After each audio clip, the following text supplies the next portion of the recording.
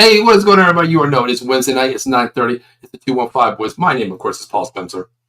The showstoppers right here, baby. Cowboy Dave. What's up, everybody? Dave, what are we talking about tonight, brother? What are we talking about? OTAs, no-shows, and player contracts? You know what, Dave? Let's add something to that. Let's talk about the preseason, our outlook on just the offensive starters tonight. So you already know it's 9:30. It's prime time. It's Paul and Dave. The 215 Boys are in the house. Get your popcorn ready, and we'll be back in 1 minute to start this show. Here we go. See ya.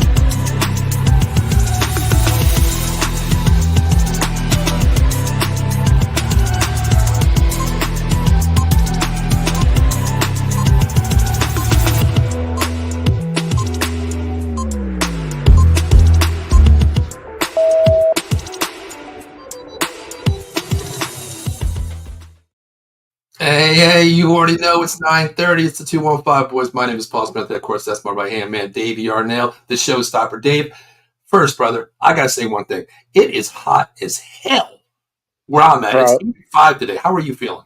Bro, you are not kidding. It is so hot out there. It's like 94 out here in the Delco area. And I'll tell you, the heat just doesn't stop, man. Everybody, all the kids are at the pools and trying to stay cool, and the air conditioners are on, and it's crazy. Dave, I tell you, man, holding practice up here. We did practice Monday night, and today we had practice from 3 to 6. I got these kids out here running in the full-blown heat, and I tell you what, I think either I'm going to kill the kids or they're going to be the best conditioned kids I ever seen in my life going through this damn heat, in off season. But, talk about, getting a cold beverage, man. I have to have some cold iced tea today because it is hot as hell, Dave. But yeah, they're talking about a hot weekend coming up. Now, my daughter's got a tournament this weekend starting Friday night at 6, but they go Saturday afternoon and Saturday morning. It's going to be a hot one on them. So man, make sure they stay hydrated out there, man. That's the thing. Yeah. I thought I seen Satan sitting on the damn side bench on the sideline. Coach, we're done today. Let's call it. That's how bad it was today, Dave. Yeah, this weather's been pretty. It's only June. I mean, can you imagine when July comes? My God, it could be over 100. I mean, that's the crazy thing. Talking about, Dave, we're going to talk about OTAs here. Dallas hasn't got to Oxnard, California yet. And just imagine how hot we are, how hot it's going to be in California, in Oxnard, California, when the Cowboys get out there. I mean, yeah, I can only imagine how hot it's going to be out there, man. I remember last time I was there, Dave, was in 1977. I'm showing my age now, but my dad was in the Marines. We went out there going to Disneyland. My dad took a detour, and we went to Oxnard, California. That's why I'm a Cowboys fan. But I remember being that young, how hot it was, and I lived in California for 15 years of my life in high school, and it doesn't even compare. I don't know how I did it, man. Honestly, as a kid. Really. Well, it's definitely on my bucket list, Paul. I definitely got to get out there to Oxnard one of these times because I really want to see training camp. I've never seen it. I've seen a lot of things. Training camp's not one of them. I'd love to see it. Well, you know what? Speaking of that, Dave, I mean, all the followers out there right now, we have 21 live viewers checking in. Please comment, let us know. Give us that thumbs up. Give us that heart. Get our name out there because you know what? Dave's bucket list is to get out to Oxnard, California. We're working on getting media credentials for the Dallas Cowboys. So make sure you like, share, subscribe out there. Get our name out there, the 205 Boys. We do this weekly to bring you what our feelings about the Dallas Cowboys. Help us get out there and continue to do what we love to do because here, Dave and I go at it. You're going to hear me call Dave an idiot. He's going to call me an idiot because we go back and forth at this because I see it my way. Dave sees it his way. But that's what football and passion is all about. So, what is up with this team, Paul? Nothing is going on. I'm not hearing anything. I keep hearing no shows, OTAs. I don't know what to think. I really don't. The one thing, Dave, there is a positive to this, though. There is? I would love to hear this. Okay, Dave. Over the last 10 years, we've always mentioned one player getting hurt, getting out of the bed, going to the bathroom, right? Yeah. Okay. Yeah, that's true. Yeah, there's that one guy. I mean, he's gone, so we haven't heard any injuries, based on I fell out of bed, I pinched my nerve, I tore a calf muscle, whatever. Tyron Smith is gone. So has he shown up for the green team at all? I don't even know if that's their problem, Dave. $20 million this year, that's their damn problem. I could care less about it for 8 games, 9 games a year. That's your issue, Green Team. The Jets, welcome, have fun with them. Have fun, number one. But Dave, you're right. OTAs, man. I was watching some of the videos there, Dave. And I tell you what, we had Cooper Beebe's dad on there a couple of weeks ago. Last show. And we Great talked show. about his progression, how he's going to, mandate the front line there, being the captain of the offensive line, never really playing center. As we found out, he did play center a little bit, plus defense back in high school, of course. But transitioning to the NFL, it's a different animal, Dave. Different breed, different speed, different physical, uniqueness of a player. But he's holding his own, man. He really is, Dave. Cooper is going to be the starting center, which we'll talk about projected rosters later. I am so excited for him, Paul. And when we did the interview with his father, he was really a nice guy, and he told us all about Cooper. And I think Cooper will hold his own, to be honest with you. I think he's going to be really good, and he's going to learn, every day, every down, every play. He's going to learn, and he's going to get better. I can't wait. I'm excited. Yeah, I agree with that, Dave. I mean, to me, coaching football, you always have that mentality of a person. You might be your best physical athlete, but then again, you want that guy to we lived in Philadelphia for a long time, Dave. You want that guy to bring your lunch pail to work. That is Cooper, who brings it every day. He has a peanut butter and jelly sandwich, an old carton of milk ready to go. That's how his mentality is. First in, first out. And what he's learning on the offensive side of the ball right now, playing center, it's amazing watching him. I mean, his technique right now, he had a little transition, snapping the ball, of course, going that way, but he's looking good right now. And the other one, Dave, I want to say is Kinlaw. I wasn't high on Kinlaw coming into this team. He is putting people, I'm sorry to say this, but he's putting people on their ass. You know what? I've heard a lot about Kinlaw too. I'm very excited to see what he's going to do. And I've heard OTAs he's doing really well. So I don't Exactly. That's one of the things, defense side of the ball. I was kind of curious, like, wait a minute, what? Well, not curious, kind of suspicious, really. Why'd you go out and get Kinlaw? Coming from Eastern Michigan here, lower school here, Western Michigan, I'm sorry. Looking at it like, why? What was his motor? What was his technique? What was the scheme? But going against, he put Tyler Smith on his butt already during OTA. Yeah, you've mentioned that to me, and I was very surprised when you said that. And I like his technique. I think he's going to be probably a depth move, probably behind maybe a Lawrence on that side also. But I tell you, Dave, if they want to go to a 4-down territory, and bring in like a bigger body inside the middle there, they could do this with Kinlaw because his motor reminds me of someone like a younger Parsons. I don't want to go this route, Dave, but I'm going to say he reminds me sort of with his technique and his moves of a young DeMarcus Ware. That's big shoes to fill right there. Exactly. Yeah. Also, I want to say hello to Samantha. Remember Samantha checking in? She's the most beautiful Dallas Cowboys fan we know out there. From the Star We Are. Please check her out as also. Thanks for checking in. Yes, Cooper Beebe. Yes. And Samantha, I haven't forgot you're going to be on my college show, so you better be getting on that college football. Samantha's very excited about Cooper Beebe. Wow. Yes, good. She is. Thanks for checking in. Thanks for checking in, Sam. Yeah. So, I mean, Dave, the rookies are, showing out, of course. We're all doing, pretty good out there. So, knock on wood, Dave. No injury so far, brother. No major. Don't mention the word injury. Don't mention the word. We don't need to hear that. I know they're not going to. I don't think Diggs is going to see the field anytime soon. They're going to keep him on the shelf as much on the sideline as much as they can. That's still one guy I'm just bringing up on the injury wise because coming off the injury from last year, the last thing we need right now. Yeah. Samantha says, hope you're all doing good. We definitely are. And she says, you already know. So I'm going to message you pretty soon, Samantha. We're starting August. She's using your words now. You already know. You already know. You already know. See, rub it off. Cowboys fans are like, we think alike sometimes. Sam, don't rub off him. But Dave, you mentioned that name there too. Diggs coming off that horrendous injury he had last year. Of course, I'm going to pat myself on the back, Dave. I think I was the only person in the world who said, Deron Bland, watch out for this kid. And I can't wait to see them play together. I'm excited. But fun. Dave, I want to ask you something. I agree with you. I don't think Diggs is going to see the field this year. Of course, preseason OTAs. Of course, he's going to be working out on his own, rehabbing that injury. Because Dave, I look at it going back to Gallup coming off that injury. I think they moved him too fast, too quick with the offense here. And our division, Dave, is nasty this year. You got A.J. Brown, Devontae Smith. You got neighbors going up there, to Giants land. And the Washington Commanders, I mean, they're pretty stacked too, a wide receiver too. Don't forget about their receiver out there in Washington. He's really good. Which one are you talking about? Which one? I can't think of his name. 17.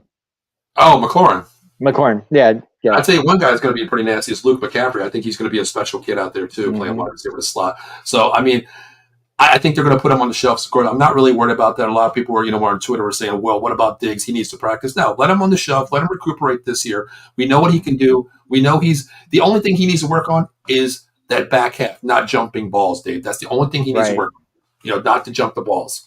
Sorry, Steve. I didn't mean to get McLaurin's name mixed up. In case you're watching the show, my fault. Yeah, don't talk about Steve. He's a Giants guy. I mean, a Washington guy. We don't. He's a Washington guy, but if he's hopping on, he's going to heckle us. He said he was going to check in tonight, so I'm kind of hoping he does. Definitely.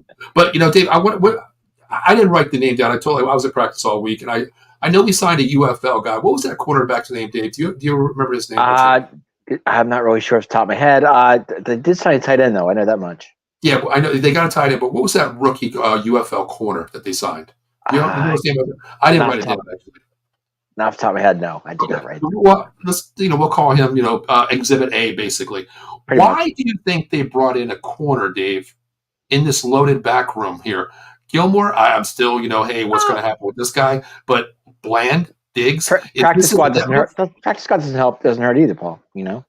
That's true. I think it's a smart depth move. It's going to be a cheap price, maybe maybe $1 million a year. That's fine with me as a depth move. But that tells me the kid can play, Dave. I went back and watched. I don't watch a lot of UFL. I tried getting into it. I'm not into it. I watched the championship game. That was about it. You watch a lot of football, but UFL, you don't watch that? You know what?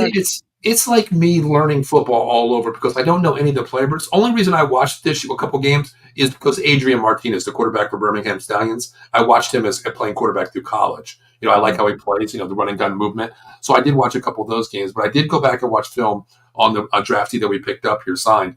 He is a ball hawk. He's pretty physical, a lot of speed there too. So I think it's definitely a depth move. And that tells me Dallas has really hit on these UFL guys. You think about your boy Aubrey. You think about him. Yeah. You think about Turpin. Now you're going here, and you're getting this guy here. A depth move, it doesn't hurt, Dave. It really don't.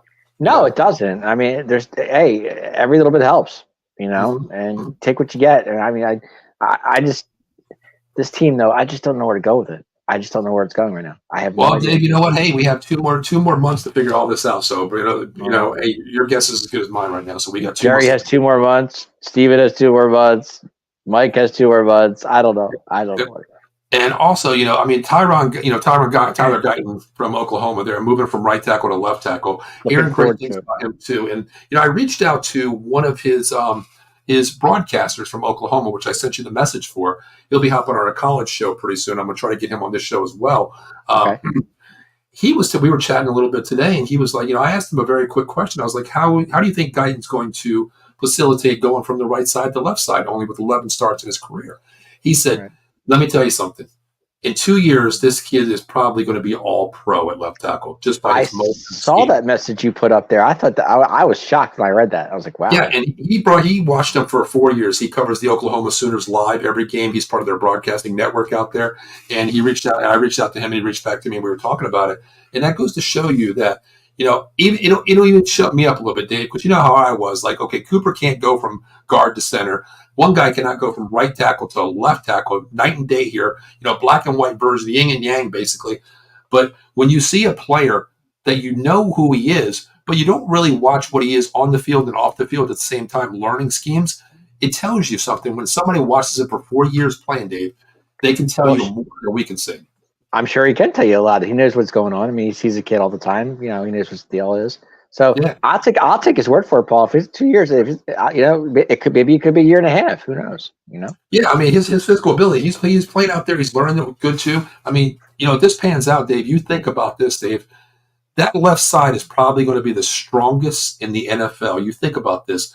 Cooper Beebe is going to be a solid technique guy at center, of course. We know that for years to come.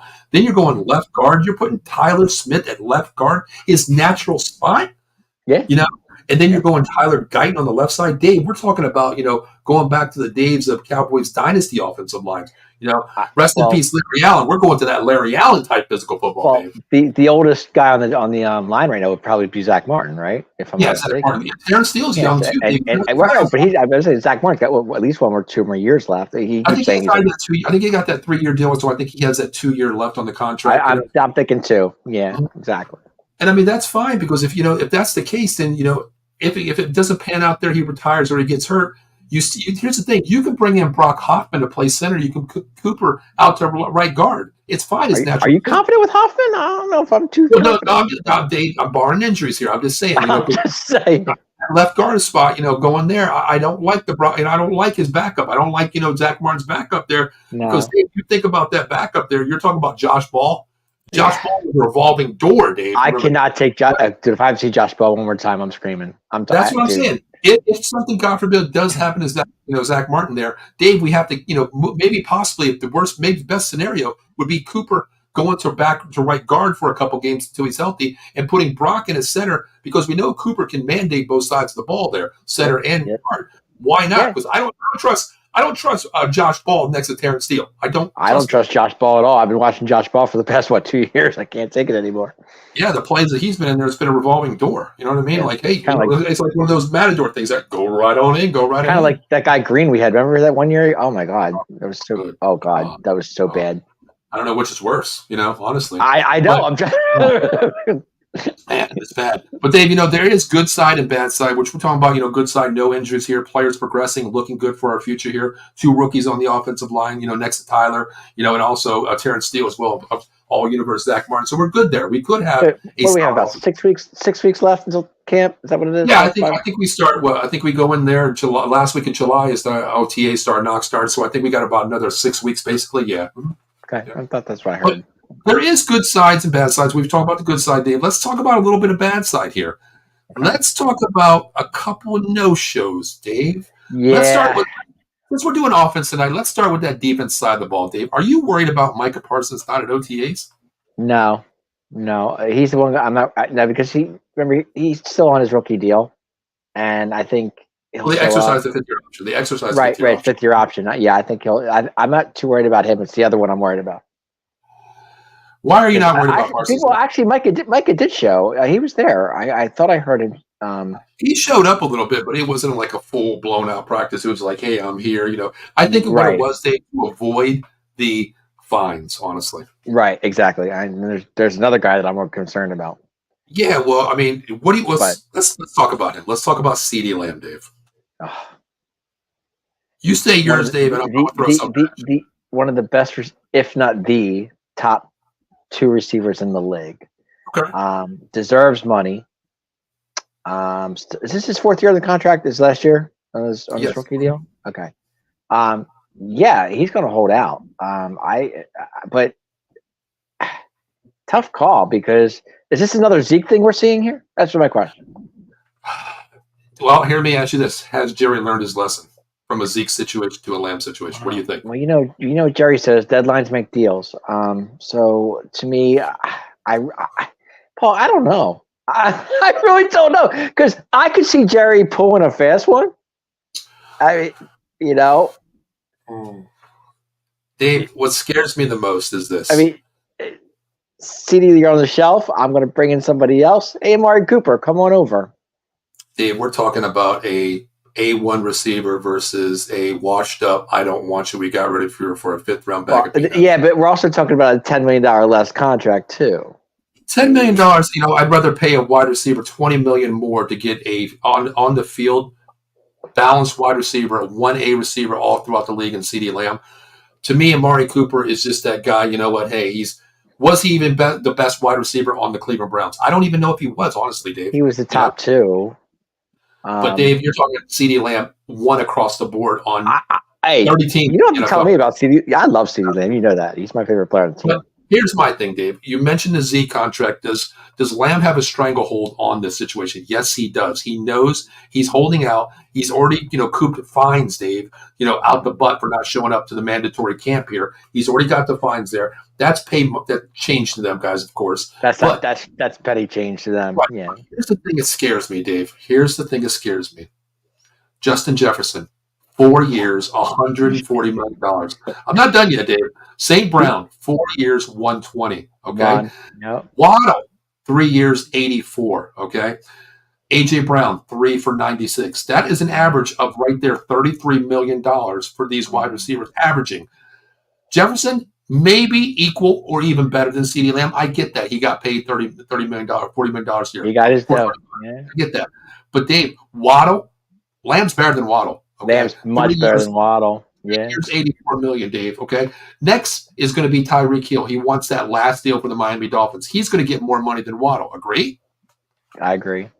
If you're going to sign Lamb, you got to sign Lamb now before he sets the new market, Dave. Yeah, but you have another contract you have to worry about too.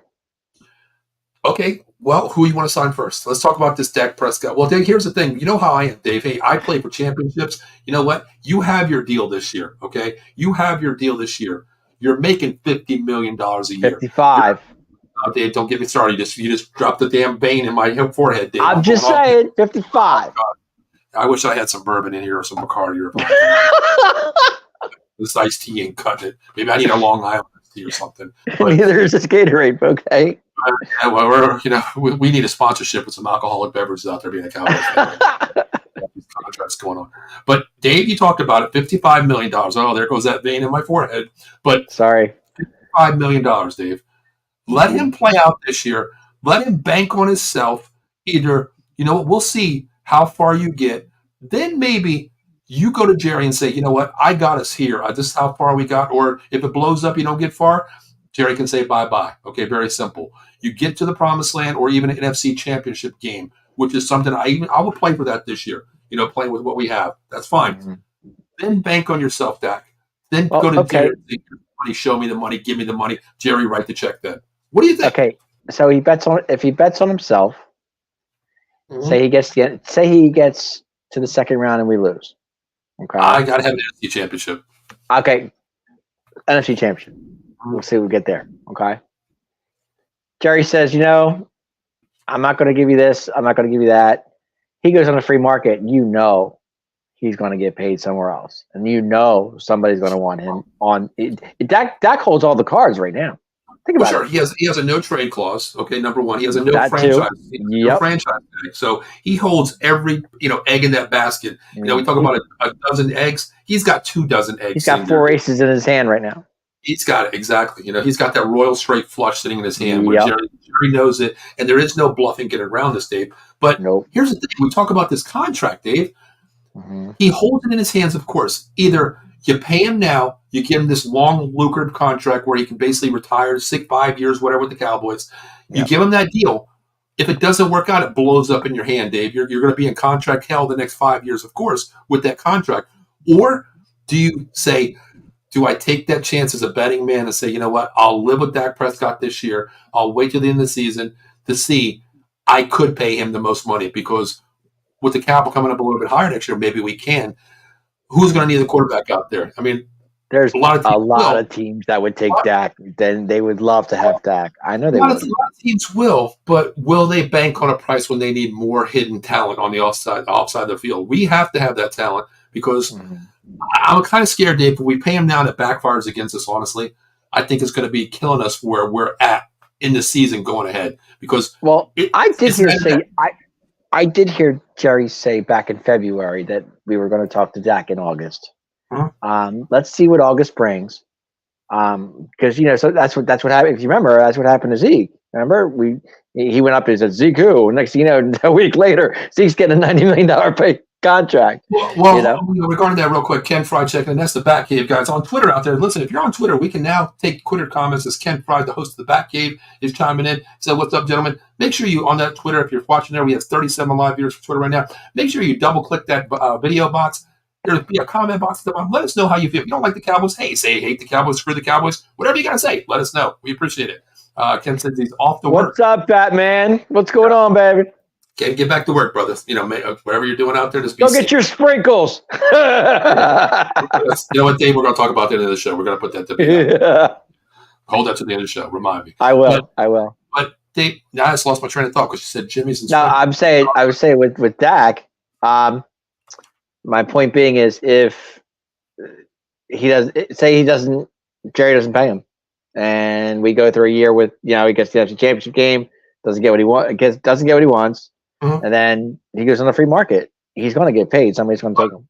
But going back to that Cabo situation with Zeke there, running running in Cabo out there, has Jerry learned his lesson by paying someone being basically with the noose around his neck, saying, "Hey, you're going to pay me now." has Jerry learned his lesson, Dave? Because that deal backfired, Dave. That deal backfired. You go back and look at all the contracts Jerry's given over the years. I don't think he's learned. I don't think Jerry never learns. Yeah, I think I'm gonna have to call 911 because my blood pressure's going all the way up. Amari Cooper. There you go. Yeah. Well, what they gave up from the Raiders to get Amari Cooper, and then he had a couple good years. Yes, I won't disregard that. But you trade him with a $20 million hit. Cleveland got him for nothing, and we got a 5th-round bag of stale peanuts, Dave. Yes, we did. Stale peanuts. Not even legit peanuts, Dave. They were stale. Mold all over them, brother. You know that. You know? Yep. The last deal that I think he actually did correctly, even though Lawrence I think Lawrence got overpaid, honestly, too. You know what I mean? I really do, Dave. I think the Zach Martin deal it will work out, though, because that's actually a good deal. The Zach is a good deal. I mean, the offensive line, Dave, is where it's at. You got to play these big boys up front. You got to pay them up front. Which is the only good thing about it, Dave, before I forget, is Tyler Guyton, Tyler Smith, and BB is on basically a rookie contract. Tyler's in his 2nd year coming up. So it's going to be a good situation for them because what's going to hurt is Cooper can get that 5th-year option. I think Geiler's going to be in a 1st-round pick. He's going to get that exclusive 5th-round pick, that a franchise deal, but that more lucrative contract. BB can be paid the next year. So I think it's going to mandate a good 1, 2, 3 punch. And that point next year possibly is when you go out 1st or 2nd round, wherever you're at, and go out and get Zach Martin's replacement for the future. Then you pay him 3 years down the line, Dave. So I think it'll work out. But the last deal I think Jerry actually did secure properly was probably Romo's deal. But the great thing about Romo, Dave, he always restructured that contract. Well, they love Tony. That's why. Tony was like his son. That's why. But he was player friendly, Dave. How many times did he back out his contract to give more money to other players and back in his contract? Right. Know? But he keeps saying how much they love Dak, but yet we're not. I mean, we paid Dak once. We're going to pay him again. I mean, okay. This is just a kind of crazy question here, Dave. If me and Jim Bob Thornton right here is quarterbacks for your team here, I'm the starting quarterback. I want $55 million a year. And you have the guy right next to me who basically is a good quarterback, but he's an older quarterback. You can go out and get him, let's say. But he's the type of quarterback that'll get you, win games for you. But he's a hometown guy, not a hometown guy. He played in Eastern Illinois, as Tony Romo would be. But he's taking discounts, Dave, to give you what this team needs to progress more situations. Here's me, Dave. Dave, I want $55 million. I'm what you need. I'm the starting QB. I'm taking nothing less. I hit the market. I'll get whatever I want. You have the guy next to me say, hey, I'll take $50 million. But you know what? If it comes down to needs to be, back in my contract because I think we need to pay Lamb because I need Lamb too. You don't see that from Dak. You don't. And you know what? I hate to say it, just Dak's name, Dave. That's every player in the NFL right now, honestly. Yeah, it is. It is. Yeah. You're right. It really is. I have to do justice to saying that. Yeah, it is. Mm-hmm. It's not a diva. It's a diva league now, Dave. It's not what it used to be. You know what I mean? Well, I can tell you right now. I mean, who's the odd man on this quarterback decision? All these quarterbacks on this team. The odd man to me is Cooper Rush. You know what? I mean, because you figure Trey Lance is going to see a lot of preseason time this year. And where's Cooper Rush go? He's got one more year on his deal. That's a good thing. Let's jump into that real quick. But what I want to ask you real quick before we move into the projected rosters here, Dave, since you mentioned Trey Lance and Cooper Rush, a QB battle. Dave, you got to pay somebody. Are you paying Dak? Are you paying Lamb? Because Parsons doesn't need. Parsons did say he'll play out the year because he's on that 5th-year extension. He will play. If you pay Dak, say you give him 3 years, 60 whatever, okay? Could you spread that out and pay Lamb at the same time? I mean, give game plan what he wants to. So what are you going to give him? How much are you going to give him? 3 years, what? I'll give Dak 3 years, 60. Here's the thing. I don't think he takes less than 5 years. Let me tell you why. Why? Sunshine, 5 years, 275, 200. Yeah, good point. Didn't think about that. Who's better? Honestly, Dak or Trevor Lawrence? Dak. You're going to pay Trevor Lawrence, who just came off playing 11 games last year, basically injury prone, can't get you to the promised land. Okay, got to the playoffs twice, but got booted out. Threw 5 picks and still ended up winning. 5 years, 275, Dave. I'm not a bad but you're talking what, $53 million a year, $54 million a year. I wouldn't give Sunshine that kind of money, honestly. Well, he just set the market, and Dak Prescott just seen breaking news saying that son of a bitch got that. I'm Dak Prescott. I'm a lot better than that, Jerry. Mm-hmm. So that 3-year deal, Dave, why would he take 3 years? Because that QB window there is a 5-year. I want my guaranteed money up front, Dave, if I'm Dak Prescott, right? Yep. I mean, Dave, you're talking maybe, let's talk about him here. I'm talking maybe 5 years, possibly. God, Dave, I hate saying this, really. I really do. Don't say it. It ain't my money, It ain't my money, David. I don't got the damn money tree in the backyard. I'll tell you that. But if I'm Jerry Jones and, I'm sitting there in the table with Dak here and his agent, and I'm seeing I'm pushing a number here and Dak just says, push that right back and says, here's my number. I'm thinking 5 years, possibly $300 million, $250 guaranteed. Rolly. I'm talking $60 million here, Dave. You're making $55 million a year. You want me on this team. You need me on this team. Let's bump it up 5. Yeah, so but I'm Cousins just got paid, right? I'm pushing 30. Wait, 30? Oh, age-wise? 30, age-wise, yeah. Yeah, but you look at all these quarterbacks, man. Quarterbacks with the NFL now, these quarterbacks can play till they're 50 years old. They don't get hit, Dave. Yeah, I know. But my thing is, I'm gonna be his PR man. I hate doing this to Dak. I mean, Tua is going to get his money. You see, that's the thing. I'm glad you mentioned that, Dave, because you got to pay Dak before Tua hits this market and sets. That's what I'm hoping for anyway. You really have to. But if I'm Dak's agent, I'm going there and saying, hey, listen, you got an outstanding offensive line. You got a floor general on BB here. You got Tyler Guyton, Tyler Smith, all universe Zach Steele. We know what Terrence Steele is well. Zach Martin as well. But this offensive line can be something special. You mentioned Kirk Cousins, and he's getting his money up in Atlanta. But didn't they just sign a rookie quarterback? Didn't they sign a rookie quarterback? Get one in the draft? I think Penix is the future there. Honestly, I think I think to me it's more of a security move, Dave. Honestly, yeah, okay. But it kind of didn't make sense because you're going right-handed, left-handed, quarterback situation there. Penix is great from Indiana to Washington. Watched him numerous times. Throughout basically 5 years playing in college. But the one thing about Dak, though, I do love. The one thing about Dak I do love, he does bet on himself, and I like that. I mean, not many quarterbacks do that. I'll bet on myself. I'll prove you what I can do. If I get the NFC Championship, all right, Jerry, we're talking. That's me. Honestly, if I'm Jerry Jones, Dave, and I'm going to sit there and say, hey, listen, Dak, look, we don't have the money right now. We got to go out and get your weapon here. CD doesn't want to play for this contract. We got to sign him. We know we need him. We know we need you, honestly. But here's the thing. We have to pay Lamb to a 5-year deal, making him probably that's the top 2 receiver. I'm going to tell you this, Dak. Here, gentleman's handshake here. Coming from Jerry, don't mean shit. But my handshake to you is this, Dak. You get us to the NFC Championship this year. I will make you the highest paid quarterback in NFL history. There you go. I think that's the deal right there. I mean, a gentleman's word, Dave, a little bit different. We know that, but gentleman's handshake is meaning if I do that to you, handshake is done. It's bond right there. Word is bond. But with Jerry, that handshake, it didn't mean shit. It could mean. Have you seen Dak? He looks really thick. Did you see he was at this camp where he was throwing the ball, Dave? This dude, man, I'm telling you, look, if I had a body, Dave, that's what it would want to be like. I mean, that's what I would. My God, he looks outstanding. He does. I mean, his offseason, works out. I'm not saying his skills are. He still throws the ball high on things I've seen, but from a standpoint, I mean, dude, the guy keeps in shape. I mean, you can't deny that. You can't deny it. Even coming out where he played in college, Mississippi, he was Bulldogs there. I think he got another tattoo or two on his body there too, from what I'm saying. But. You know what? If you make $55 million, you can get anything you want, bro. This is true. You can have the best tattooing artist in the world fly into your house and do it at home. You know what I mean? Yeah. Us guys got to go to the local shop and hope we don't get a disease from the damn deal. It's a big difference, but. I'm glad you mentioned that, Dave. Talking about it. Well, who do you think Lamb gets signed first, or Dak? I do. I think Lamb is the main priority right now. What are you giving him, Dave? Oh God, he's young, man. 25 years old, Dave. Yeah, he's young, but he deserves a bag. That's for sure. I'm talking Brinks truck bags, Dave. Yes, yes. What did Waddle get? Waddle got 3 for 84. Basically, he's about $26 million a year, $28 million a year. Yeah, 3 for 84.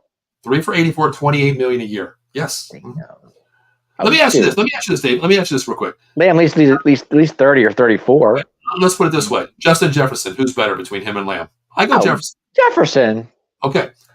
4 years, 140. Okay. Big money, $35 million a year. Okay. So he's A1. He's 1A right there. He's number one. Numero He's uno. top tier. Yeah. Is he better than St. Brown? CD Lamb? Who? Yes. C. Lamb? Yeah, Yes. I think so. Okay, well, right there's a $30 million bonus right there signing. 4 years, I think 120. 33, 34 is fair for Lamb. Here's the thing I want to ask you. Is he better than A.J. Brown? Yes. Then you got to give him $32 million plus because A.J. Brown has signed his $32 million a year. Yeah, CeeDee Lamb's better than A.J. Brown. Sure. Is he better than Tyreek Hill? Tough call. 2 years ago, Tyreek Hill mandated $30 million. Tyreek Hill 2 years ago? No. Well, I'm asking no. Now he signed his year. 2 years now? Yes. He signed his deal 2 years ago. Tyreek Hill. No, I'm saying if you give me 2 years ago Tyreek Hill with the Chiefs, or were we talking with the Dolphins?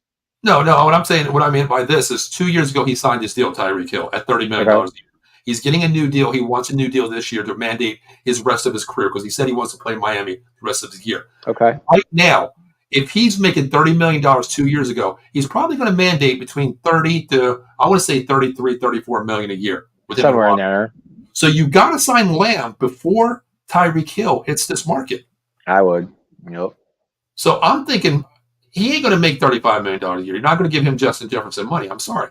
But you're going to be number two. I think he gets a $34 million bag, Dave, because it's going to be between I was thinking between 33, 34, somewhere around there. I'm thinking 34. He's going to be number two in the wide receiver category behind behind Jefferson at $35 million, right in front of A.J. Brown, right ahead of St. Brown, right ahead of Tyreek Hill, Waddle, of course.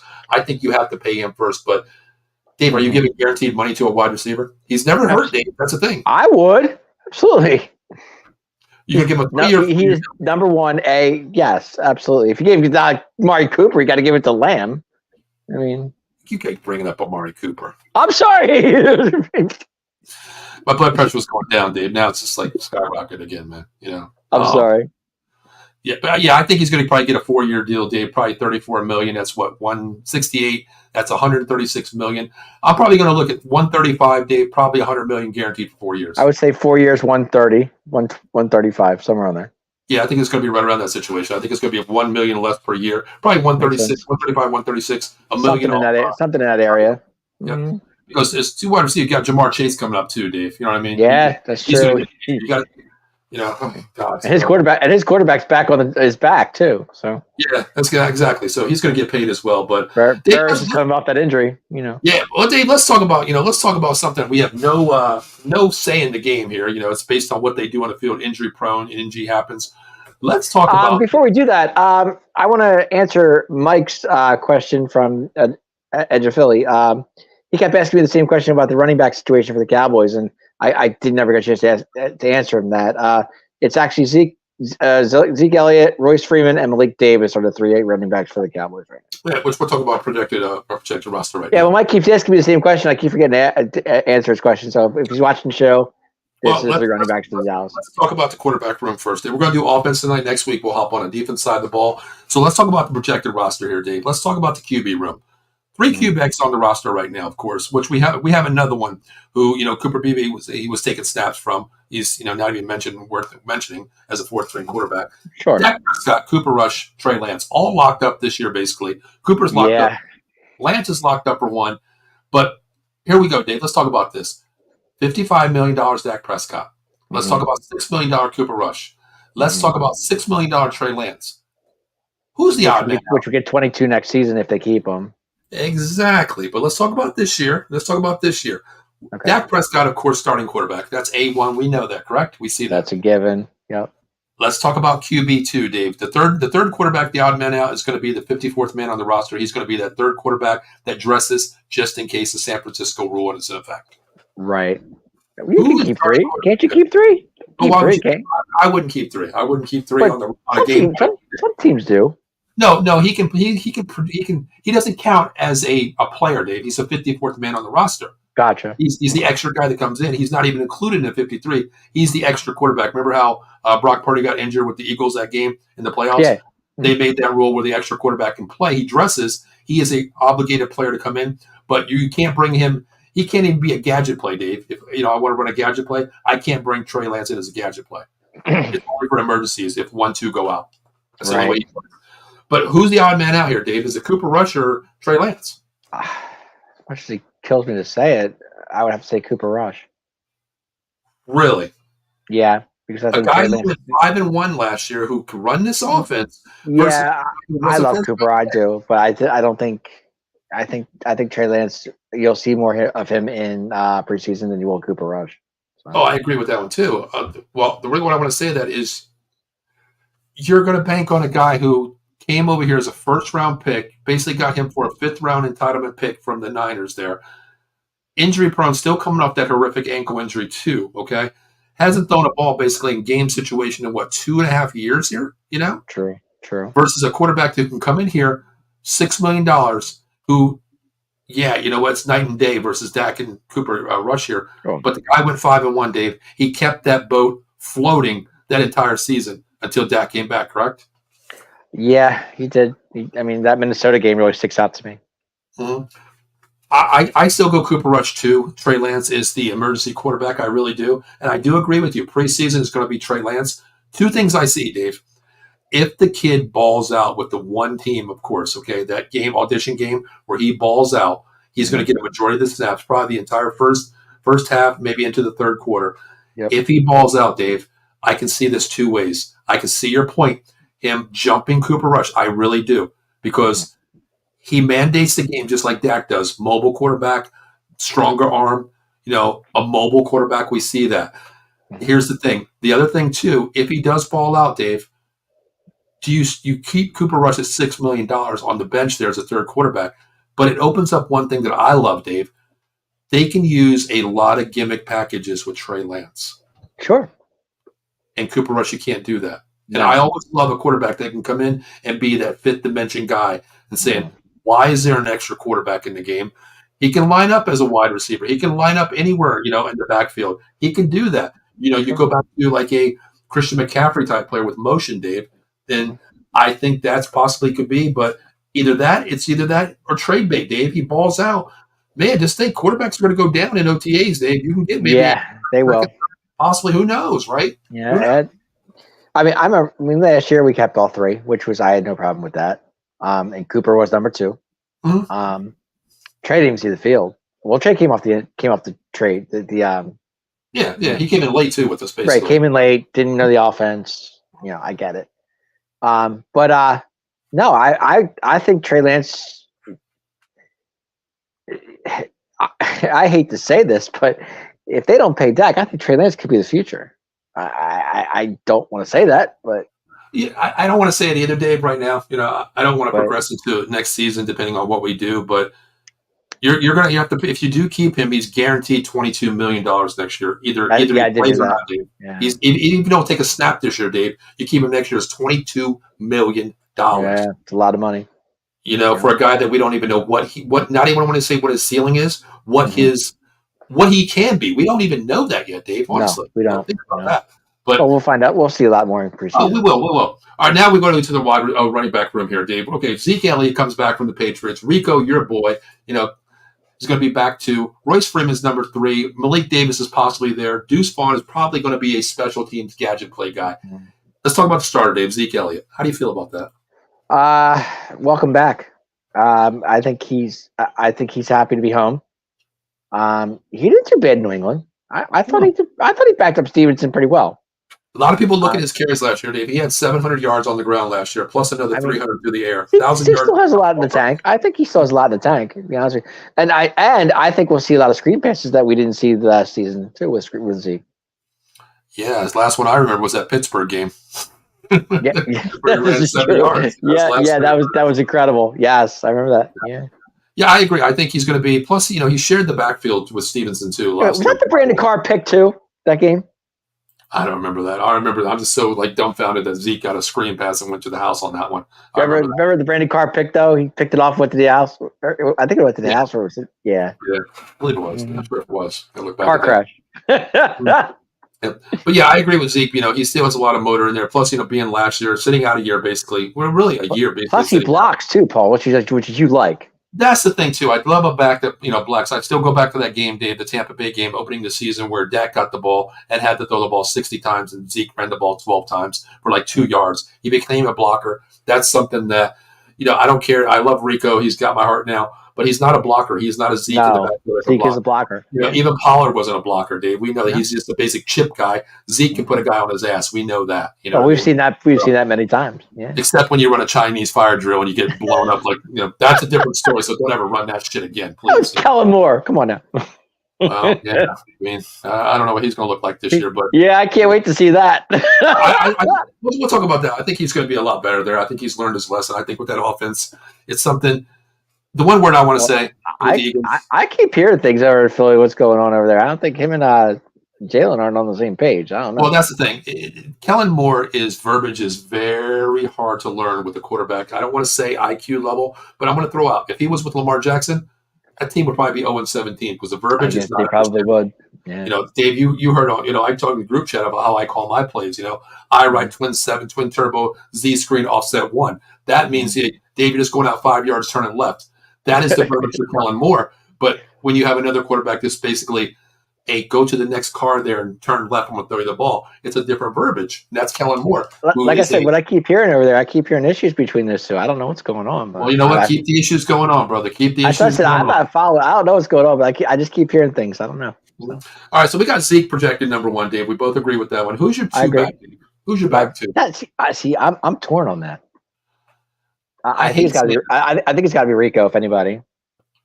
You know, I agree with you. I think Rico deserves that, Dave. He's a downhill runner. He showed me some heart last year where he's carried 5 guys on his back, Dave, to get a first down. We've seen it.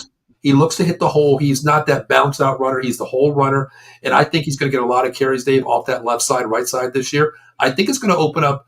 And I think this running back committee, you know, I was watching. I usually don't watch ESPN, Dave. I really don't. You know how I am. I don't like Skip. I don't like Stephen A. I don't listen to those guys. I don't care for him either. But I was listening to a couple of days ago, and I seen them, or it was a show, a podcast, where a bunch of idiot Philadelphia podcasters said something like, "This running back room is the worst in the NFL." I take notice to that, and I say, disagree with that. I disagree because it tells me you might like Philadelphia, you might watch Philadelphia, but you don't watch Rico run how he runs. Rico run, yeah. You know, to me, Zeke is a solid back. Oh, he's Zeke. He's washed up. He's not washed up. He's a downhill runner who can get ball, yards on the carry behind this offensive line. If the offensive line pans out, this offensive backfield could be great. I want to see what Royce Freeman can do. That's what I want to see. Royce scares me a little bit. He really does, Dave. Mm-hmm. I mean, I forgot he was in the league until that's what I mean. To me, Dave, he was that Ronald Jones signing a year ago. Yes, exactly. Yep. He's a depth move.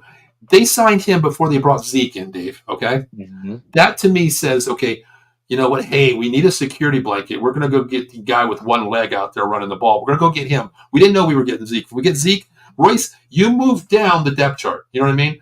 To me, it was just one of those moves, Dave. You got to take a player out there to at least have 3 or 4 running backs on the roster. There's going to be an odd man out. I think, honestly, Dave, it's going to be. I think it's Royce Freeman and possibly going to be Deuce Vaughn down, not to the practice squad. He will make. You don't think it's going to be Malik Davis? That's the guy. I think he's going to be 3. I think Malik Davis is going to be the 3 back, Dave. I really do. You don't think Royce Freeman is that third guy? I don't think so. I like how he runs the ball, but Dave, he's a journeyman who's been out of the league for a while, honestly. Yeah. I like Malik Davis, what I've seen. He's a downhill runner, and I think that 1-2 punch. I mean, you think about it. Who's the faster back out of this situation? Of course, Deuce Vaughn. You're not going to talk about him. He's not going to be in the top 3 running backs. We know that, unless you get a gimmick play. But who's the fastest running back out of this committee? Rico, right? Rico, if anybody. So let's go back to this, Dave. You have Thunder and Lightning. You have Marion Barber and Zeke Elliott here, the power back. Yeah.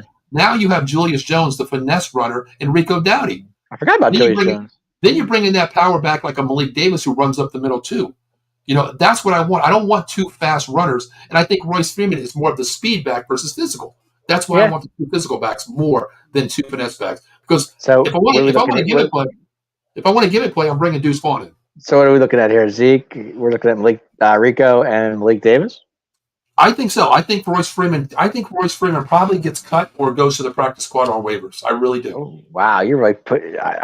I don't know. I mean, I think they have hopes for Royce Freeman. Honestly, I think they do too. But I think David was a security reason because you signed him before you got Zeke. You didn't know Zeke was coming back on a cheap deal, so you had to go out and get him best thing available. When you could have had for $3 million more, you could have had Eckler. You know what I mean? Yeah. Yeah. So I think it was just a basic roster move to, okay, we don't know if we're going to get Eckler. We don't know if we're going to get Zeke back. We don't know if we're going to get this guy in a draft. We don't know if we're going to get, Benson out of the draft. We don't know who we're going to get, Right. Jonathan Brooks out of Texas in the John, draft. right. Yeah. We don't know if we're going to get him. So you know what? We're going to go outside Royce Freeman, basically on $1.2 million. If we lose it, you know what? Hey, It's a cheap deal. I mean, it's a wash away deal, not a big deal. You know what I mean? yeah, great. Exactly. So, but we'll know more, of course, OTAs and how those pans out. Right now, you're playing 7-on-7 ball, so we don't know. We don't know, Dave. We don't know. But No. here's the But big position. I think, Dave. but we do know definitely Zeke is number one. We'll say Oh yeah, Rico number two, and number three is up in the air right now. It could be Malik. It could be Freeman. Who knows? yeah. I agree. I think Zeke's number one. I think Rico deserves that after last year. I think you have to give him the starting nod on two. Running back 2, RB2 there. I really do, Dave. Based on last year, he carried the load. So I think he earned that spot until. I'm just bummed Zeke's wearing 15, not 21. Yeah, kind of pissed off. Now I got to go buy another jersey. I know. Like, come on, man. Sucks, man. Sucks. I wish I had a guy up here. I actually had 2 Zeke jerseys. I'm going to call my buddy when I go to Philly and say, hey, can you take off the 21 and put 15 on there? 15 on there. Yeah. That was his college number. Yeah. With the crop top. He was the one that made the crop top. Mm-hmm. Yep. Mm-hmm. All right, Dave, let's talk about a key position here. Let's talk about wide receiver 1 here, Dave. Yeah. Of course, Dave, we already know it's CeeDee Lamb, but he's got to sign the big bag check here. Let's leave him alone, Dave. Let's leave him alone. Leave him out of the equation. We know he's going to be RB or wide receiver 1. We know that. Yeah. Can we talk about RB2? Is it Brandon Cooks? Turpin, I think it's either Brandon Cooks or Tolbert, one or the other. I kind of like that, Dave. I kind of like where you're going with that. I think it's still going to be Brandon Cooks, honestly, as a slot. I think he's going to be the slot guy because Jalen Brooks is a big high flyer, Dave. He's a big size receiver. You put him on the outside and you let Brandon Cooks fly on the inside, right? Mm-hmm. Yep. Makes sense to me. It kind of makes sense to me. I like Tolbert. Tolbert opened my eyes last season. Honestly, he really did.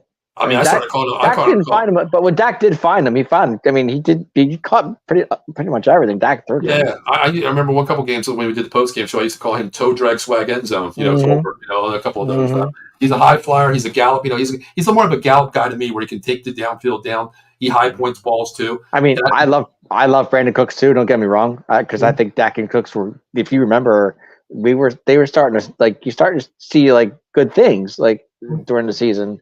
He found him in the corner end zone a couple times, and but Tolbert, something about this guy. I don't know what it is. He's got good hands.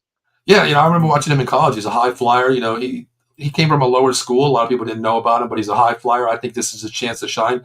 But if we put CeeDee, his natural position is in the slot, Dave. He's the best wide receiver in the slot. Of course, we know that. But here's the thing: Brandon Cooks is not a high flyer. He's a speed gallop guy. On the outside. Yeah. If you put him and Tolbert out there, you have the big guy on the outside. You put CeeDee in the slot here. You put Brandon Cooks on the outside as well. But the only issue with that, he's a little bit lower in size, Dave, Brandon Cooks. Yeah. The one name, Dave, that I think is going to really surprise people, Dave. You ready for this name, Dave? I can't wait. Ryan Flournoy. Yeah. Good point. I didn't think about it. I forgot about Ryan, to be honest with you. Big boy, high points balls. I think he's going to be something spectacular this year. I think he's going to be, I don't want to say the next best thing since sliced bread. I'm not going to say that. I think he's going to be battling for wide receiver 3. I really could be. Do. I like how he pass points the ball. But are you worried, Dave, that this wide receiver room is not big? Jalen Brooks, I'm not very high on, honestly. Yeah. No. I'm like I said, I'm big on Tolbert. I think. Well, we're gonna remember too. We lost Gallup, so that's a big loss. Save the sleeves. I mean, it's gone, Dave. The contract's gone. You had to get rid of for something that gives you 2 catches a game, if that, throughout the whole season. 30 catches a game. Not worth $20 million. You went to the Raiders, right? Yes. Okay. $20 million not worth it, Dave. You had to cut your ties there. He's the bad fries problem now.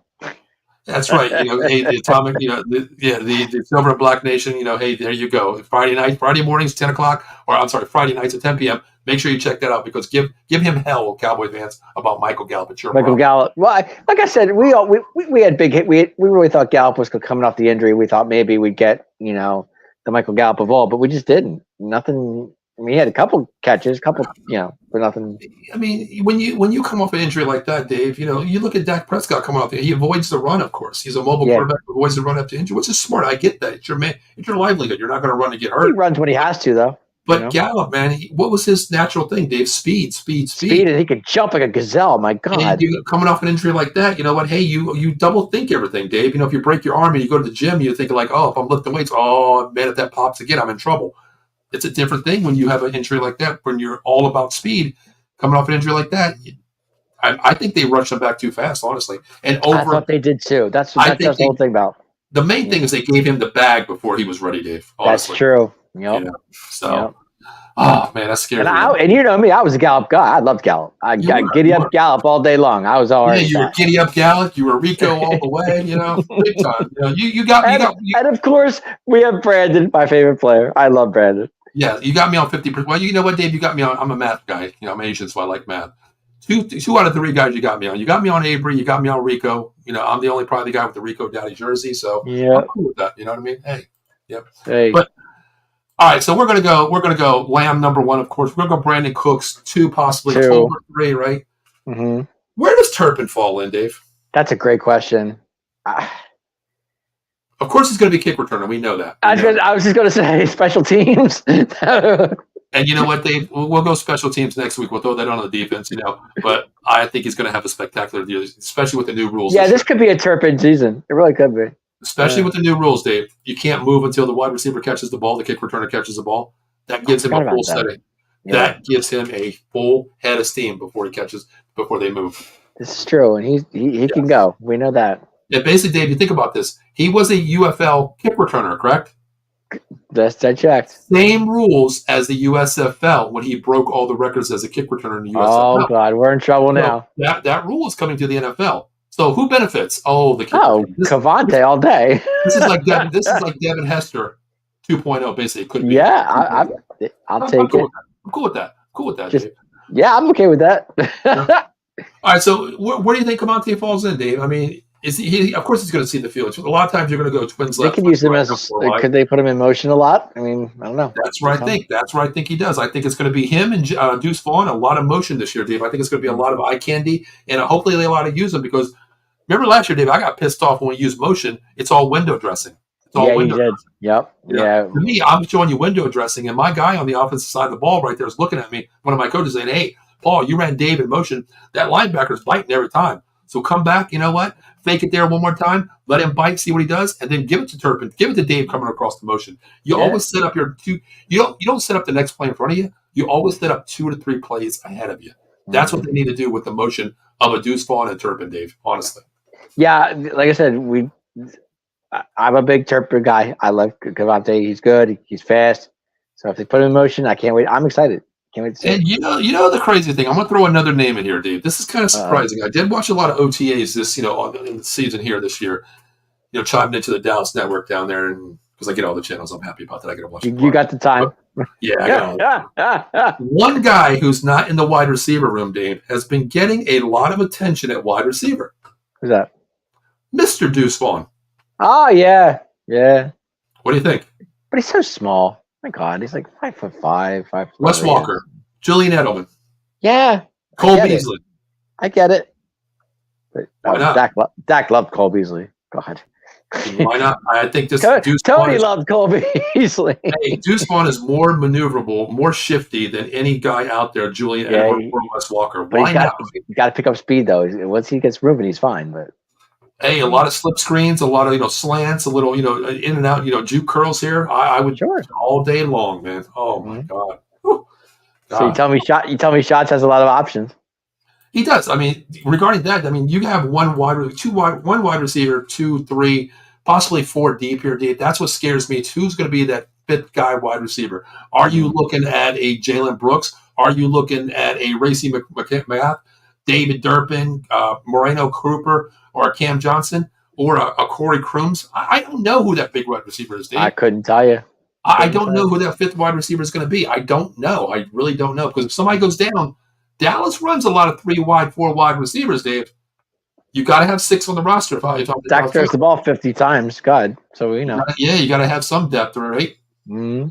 All right, so let's move on to the tight ends here. I just can't wait to see this, like the overpay, the slants with Zeke, and it's like the the slant pass. I want to see that because we didn't see that all last year. We didn't see it all. Well, see, I'm kind of curious about this year too because I like Jalen Tolbert. He's a high flyer. He's a gazelle too. Brandon Cooks is a slot. He can play slot. He can play outside. He can. Two fast wide receivers now. Gallup. Here's the thing, Dave. Last year, Gallup didn't mandate that second level to the defense, opening it up for Lamb. Lamb still got the ball, but just imagine if we had Tolbert running that deep route and Cooks running that deep route. Yeah. You're going to be one-on-one with a slot corner or a linebacker with Lamb. Mismatch all day long. Look what he did last year with no deep, really downfield threat on one side of the ball with Cooks. Mm-hmm. Now you have Tolbert coming in, which could open up that secondary 100%. That's what I love with Tolbert over a Gallup situation, Dave. I really do. I got you. All right, let's go to the tight end room here, Dave. Jake from State Farm, Mr. Ferguson, of course, I love Jake. Can we talk about him first, Dave? I love Jake. I'm a Jake guy. Love him. Man. Dak loves, and I say this every show. Dak loves his tight ends. He just does. He does. He does. Just go over the years and see how many tight ends. Dak just loves them all. That's true. And this guy coming from Wisconsin, he's the son of Barry Alvarez, the legend, the AD, their head coach at Wisconsin. I watch this guy play. Great guy coming to the situation here. So I think he's going to be one of the hell of the best players out there. Also, I think he's going to be the starting one. Now, Dave, do you think he's the best tight end in the division? I see a lot of podcasters say that, what's his name? Goddard is the best one. Goddard, yeah. I think Ferguson's there. Better blocker, number one. Jake's definitely in the top three. I would think. I put him number one in division. I think so. But there's one tight end I'm really concerned about, injury wise. Don't say my guy. Hendershot. Okay. I agree with that one. I That's what I'm concerned with. I wasn't going to go Luke. No, I'm thinking Hendershot. I agree. Because last year it was all injury with him. We didn't see him much, so I'm kind of hoping we get to see more of him this season. So. Yeah, I agree with you 100% with Hendershot. Coming out of college, he's more the blocking tight end. A big pass catcher, radius, like crazy. Arm span, like we've seen that. He just needs to know where the end zone is in the yardage stick, where he knows that. He has to learn that. But right. I agree. Injury prone a little bit. To me, he's that guy that could be the two-starter, number two. But I like Peyton. I do. I think he's a really good tight end. We just didn't see much of him because he was injured a lot. Yeah, we don't know what he is. We've seen glimpses and glamours of him, of course. But do you put him over Schoonmaker, your number two pick, Dave? Yes, that's my question. I don't know where to go with that. I really don't. I'm on the fence with both of them because I like Luke. I do. Okay. But Luke, to me, like you said, Luke's a blocking tight end. Mm-hmm. He had 1 or 2 touchdowns last year. Yeah, 1 or 2. Yeah. Okay. So who are you going to put? Of course, we're going to go Ferguson number one, Dave. Who are you number putting one on the depth chart here? Of course, we're keeping 3-4 tight ends, Dave. Yeah, I got to go with. I like Hendershot. I do, but I'm going to stick with Luke because I think Luke's. He's learning the offense and he's less injury prone than Peyton is. So. Okay. Here's my thing. I'm going to disagree with you on my, opinionated. Of course, we see both sides. I'm going to go Ferguson number one. I'm going to go Schoonmaker 2 this year, Dave. And hear me out. Okay. Hendershot's coming off injuries. We don't know what he is. He's more of the better player right now versus scheme, Dave. Progression-wise, I think he is the better player. Right. But last year, Dave, Dak was running for his life a lot of the game, correct? He was. With this offensive line, Dave, I think this is a lot better offensive line than we had last year, okay? Mm-hmm. You don't bring in that. How many times did we run double tight ends or a 13 personnel with 3 tight ends? We ran that a lot last year to help Dak Prescott. I don't think we see that with Ferguson on the line next to a Terrence Steele or next to a Guyton this year. I think they use him in a slip screen situation. I think they use him more of the passing game because he is the bigger armed wide receiver, more physical wide receiver than Hendershot. Even though Hendershot can hurdle you. We've seen that a couple times too. But I think Schoonmaker, this is his year to when the offense opens up a little bit more. I think Schoonmaker is the better situational player over Hendershot. I agree. As tight end. I want a tight end like Gronk. I would love to have somebody like that. There is only one Gronk, dude. There's only one. That's what I'm saying. There's only one Gronk, but guys like Keith Jackson, good tight ends. You look at tight ends, Dave. You go back to Jason Witten. Well, he doesn't even pan out to me of a Gronk or a Kelsey, Dave. But I'm saying like guys like Keith Jackson. Well, he was good. He was a good tight end for the Eagles. Oh, sure, definitely. I agree with that 100%. And the guy you were talking about was Brevin Spanford, who's inside, wasn't it? Yeah, Spanford. Yes, yes, exactly. Yeah, just looked it up real quick. Just scrolled on the bottom. Yes. Yep. Yep.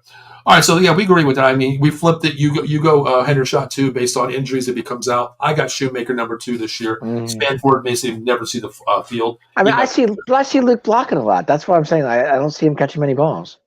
Well, I mean, that's the thing. I think it opens up more. When he played, at Michigan, Dave, he was a blocking tight end, but he got down the field too and opened it up too. McCarthy was his quarterback, but McCarthy throws that intermediate route. Didn't throw a lot of deep balls. That intermediate route is a safety blanket, and I think he could be that safety blanket because Ferguson's going to demand probably one of your top linebackers or a secondary nickel corner coming down. So, what best thing to throw Shoemaker out there? Throw the Virgin out there. I'm blocking. I'm chipping. Get outside. Get a slip screen because he's physical. We see that. Oh, he's very physical. Yeah. Yep. Sorry. So. Dave, here's the question. Do we keep Hunter Lemke? I like Hunter Lemke. I know he had that one fumble that really killed us. But do you need a fullback, Dave? You have we always Dallas is always known for that. Oh, Dave. Why not? Can't hurt. All right, Dave, here's what I'm going to ask you. You got to have offensive line depth. You got to have defensive depth on the line, too. You got to have basically 5 corners, 6 wide receivers, 3 tight ends, 3 quarterbacks. Linebackers probably 4, most likely. Well, maybe really 5. Thrown out 4-3. If it comes down to an extra lineman or Hunter Lemke, where do you go, Dave? I'm going lineman here, man. I think extra lineman is the answer.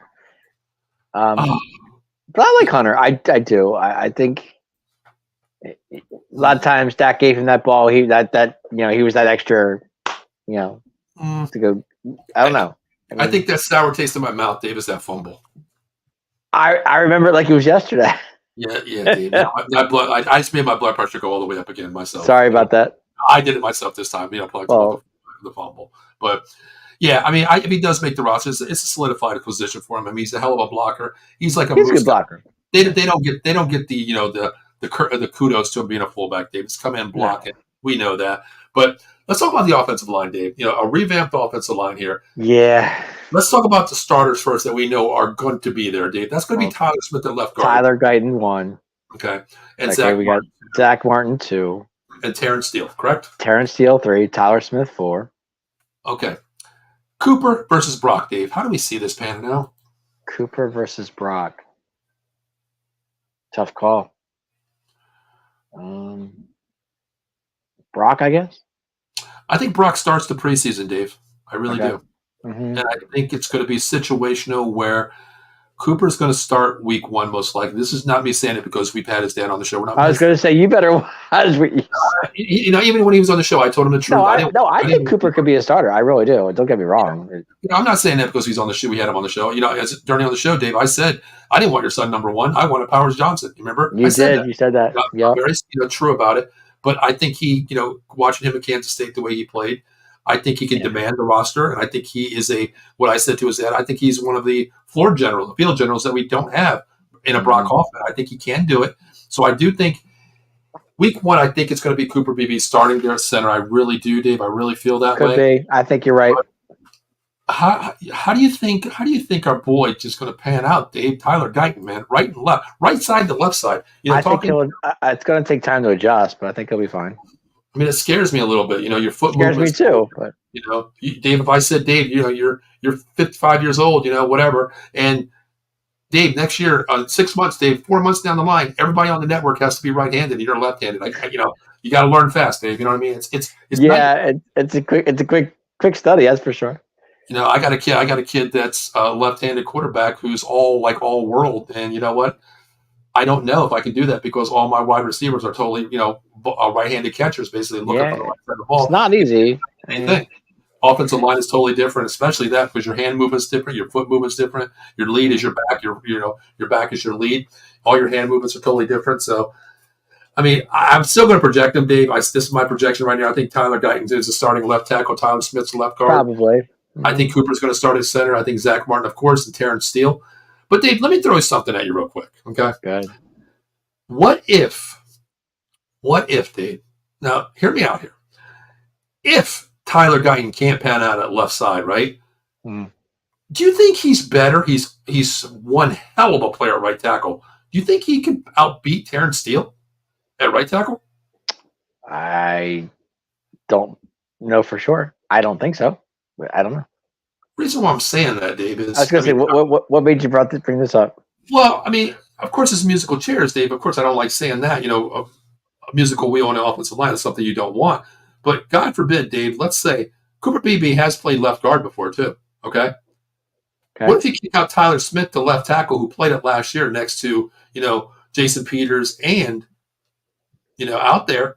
What if you move Cooper to left guard and put Brock in emergency situation and Terrence Steele's the utility guy? What do you think? I know it won't pan out, Dave, but who's your backup? Because, Dave, there is really no backup here. I was going to say, there is no backup. What are you going to Chuma Adoga. Chuma Adoga's your left tackle. Chuma. I forgot about Chuma. Yeah. How could you forget about that, Dave? I forgot about Chuma. How could you forget about Chuma Adoga? I love Chuma. Hey, Dave, there was one point last season where Tyron Smith was out. Bye-bye, Tyron Smith. There was one. Remember that game, Dave, where Chuma came in and it was like a revolving door. Yes. I think Dave, he gave up like 3 or 4 sacks that game. Dak was running for his life. Yeah. He was the worst left tackle, Dave. Honestly. Yeah. Good old Chuma. He's our backup, Dave. Okay. Yeah, it's pretty. Dave, do you want me to make it worse for you? Do you really want me to make it worse for you? Left guard, Dave. Left guard, Dave. You know who your backup is? No idea. Mr. TJ Bass. I forgot about. Dave, if you had some Bacardi, toasted that one, Dave, because Mr. Bass, yeah. Dave, I'm going to get worse for you, okay? Oh God, you can't make it worse than that.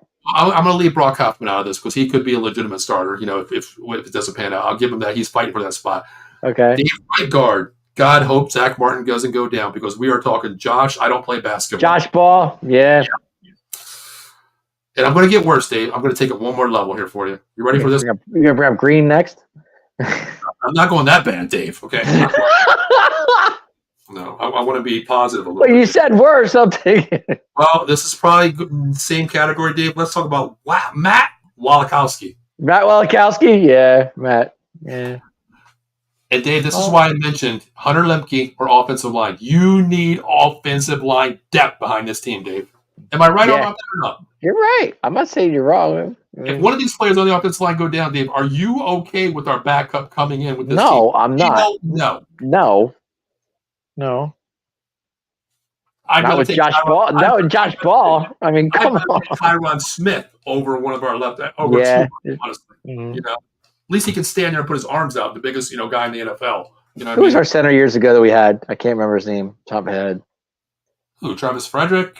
Frederick. Yeah. I'm going back to like Andre. You would bring back Travis Frederick.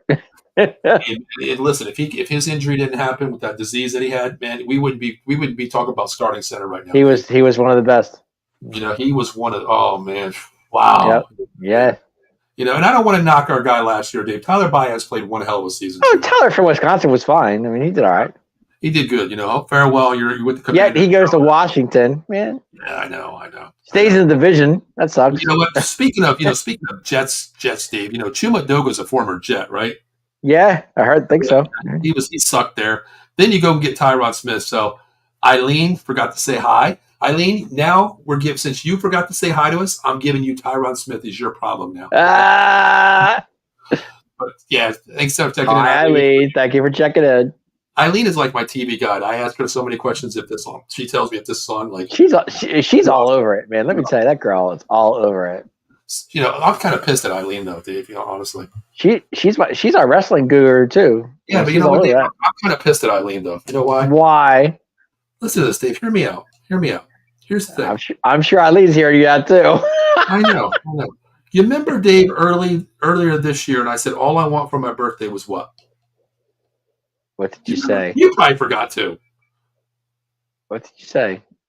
I want Eileen. Cowboy Super Bowl? No, that's Dave. I can't wish for a miracle, brother. Okay. Birthday gift is something. That's a miracle, Dave. You're talking about miracle. But there's totally different, Dave. I know what's right and wrong and stupidity versus reality. I gave it a shot. yeah, exactly. But you remember I said I wanted Eileen to hop on one of our shows. She hasn't. Oh, that's right. You've been dying for that. Yeah, you said that. So we got to get Eileen on there, man. Eileen, I'm 53 now. I'm not going to make it probably to 54, 55. So you better get on one of the shows. Send her the StreamYard, baby. She'll jump in. I want her on the wrestling show because I want to hear her talk Oh, on about the wrestling show. yes, she's a guru on wrestling. Yes, yes. Are you on the All right. wrestling show? Yeah, yeah. So, Dave, what is our weakest? Before we get out of here, what is our weakest point on this offensive side of the ball here? Our weakest point. Our weakest position, Dave. Or you can call it O line, you can call it wide receiver, you can call it back, you can call it QB, tight end, whatever you want to call it. What do you think our least weakest link basically is? I think it's going to be the O line. I agree. I don't want to say starting O line, Dave. I mean, backup O line. I'm not saying starting O line. I think our starting O line is pretty good if Zach Martin stays healthy.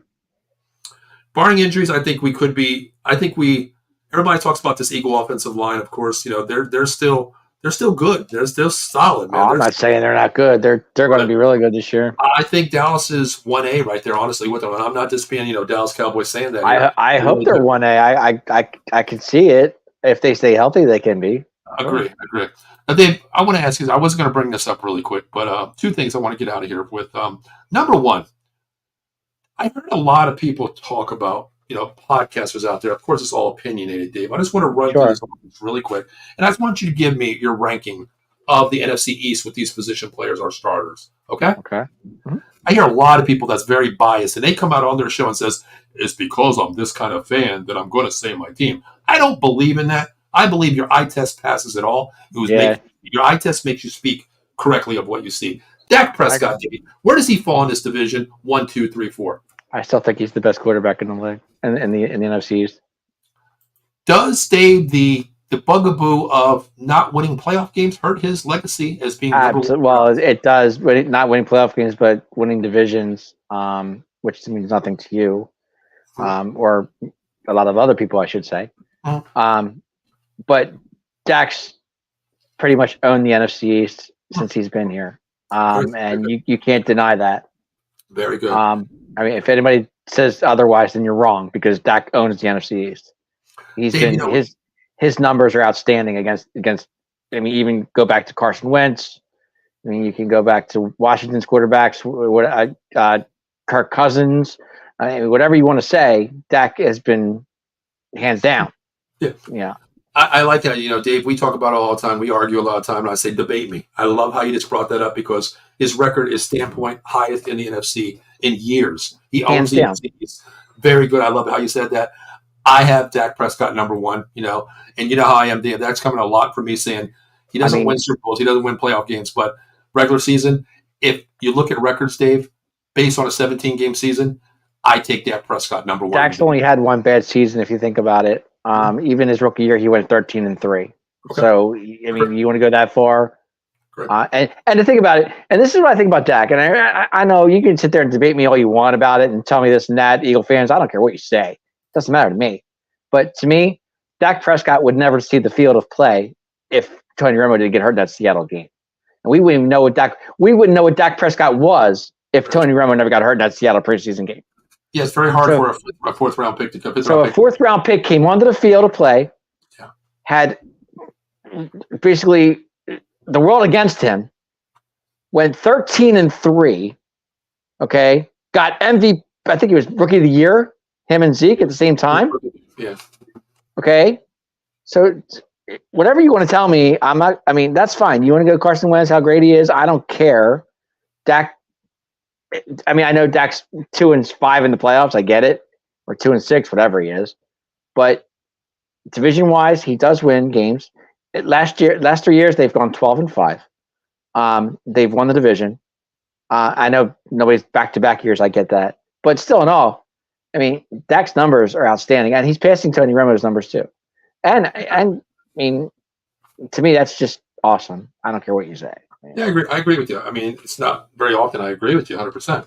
But, yeah, I got Dak number one here, too. Let's move on to the running backs, Dave. Running backs, I have to go Saquon Barkley if number two. I agree. I'll go Saquon number one. Who do you got two? Two. I'll go two. I'll go Eckler, Brian Robinson, Washington. I was thinking Brian. Yeah, I was going to say Robinson. Yeah, Robinson, Eckler. I think is number two for me. Yeah, without. Mm-hmm. I have Dallas 3. Committee wise, even with Zeke being a pure runner, I'm still going to go 3 because when I have Eckler and I have Ryan Robinson too, with that kind of running back that they have, I'm going to go them ahead of what we have by committee because we have three running backs that are workhorses, but Yeah. they don't they have to prove a little bit. That three back has to prove a little bit more to me to coincide with Eckler versus Robinson. Mm-hmm. So yeah, I got Cowboys at 3. Okay, I think, well, like I said, number 2, I have to go Saquon Barkley without a shout. I mean, exactly. it's just a shame. I mean, even if he was the Giants, he's still my number 2. Exactly. All right, let's go to wide receiver. We're not going to go through all of them, Dave. Give me your top 4 wide. No, give me your top 5 receivers in the division, Dave. Let's start with number 1. CeeDee Lamb 1. Okay. AJ Brown 2. Okay. I would go Devontae Smith 3. Wow. Okay. Yeah. Terry